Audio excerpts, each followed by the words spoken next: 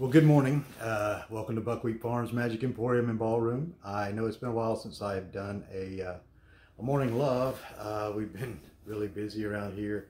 A lot of work to do, clearing the land, getting everything ready.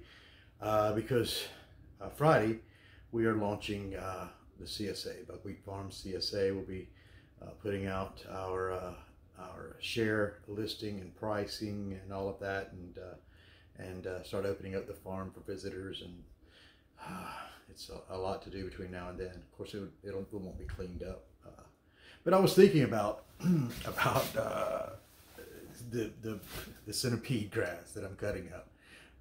It's horrible stuff. I mean, it just clumps the dirt. All the little roots clump the dirt into these tight balls, and it just really compacts the soil, makes it hard for anything else to grow.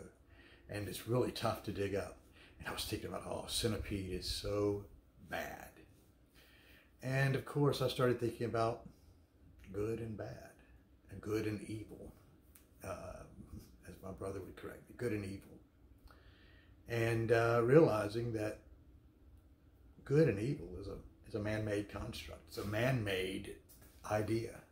It's a man-made thing. It's a thought. It is not a reality. It doesn't exist in nature. You know, I have no good chickens or bad chickens. There's no, because they have no moral understanding. And therein lies the issue. Because we do have a moral understanding, we're apt to call things evil or call things good, or worse yet, to label people as evil or good. If you understand the hologram, you know that we are made in the exact image of the Creator, of God, if you wish, the I am, the is. And because we are an exact replica, all of that nature is within us. So that those things we deem as good or evil are within us. They're in our realm of possibilities. But the good or evil, it's a false dichotomy, because it all just is. There's no good, there's no evil. It just is. It's a perspective.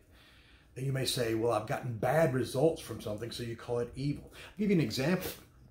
If you were a white Southern American in the 1800s, you might not have any issue with people owning other people. Anyone in America at that time. Even Abe Lincoln had no problem with people owning other people. But how can you say, and it would be called good at the time, and anyone, because this is how the police force got started, anyone who went and brought back runaways or helped slaves run away or people escape was deemed evil. And it spread into the church. I mean, the Southern Baptist denomination still is steeped in the racism and the separation of the church. Religion was used. But anyway, so all these things that are good and evil are relative to the experience, relative to the observer, relative to the time, relative to what's going on.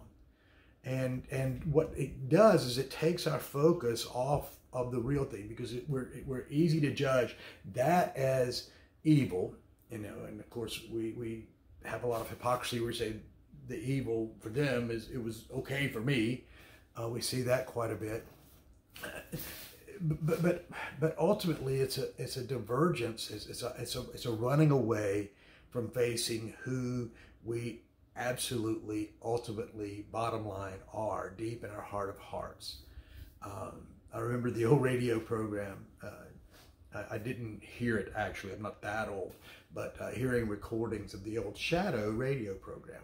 What evil lurks in the hearts of men, the Shadow knows. And so, and that's it, our shadow. And in judging others and in judging things as good or evil, we're hiding from the shadow that knows what lurks in our heart. The sooner you realize that the ultimate evil and the ultimate good, whatever you deign those to be, and every point in between resides in your heart, resides in your will, resides in your capabilities. I couldn't do that, you say. Absolutely you could, given the right circumstances. We're all capable of anything. It removes us from the judgment.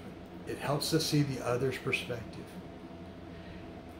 And it helps us understand these terrible loop thought processes that we have that keep us bound to old things. I have my father's temper, or I have this, or I have that. Because we're judging those things rather than judging them, just acknowledge it is. I was angry. I experienced anger. I did something that harmed someone else, physically, emotionally, mentally, whatever. And I can choose not to do that again. See, that's the problem with good and evil. Good and evil seems to imply that our choice has been removed from us. That we're nothing but wild animals 1 inch away from just wiping each other out in violence. And nothing could be further from the truth. Men are neither devils nor are we angels. We just are. Namaste.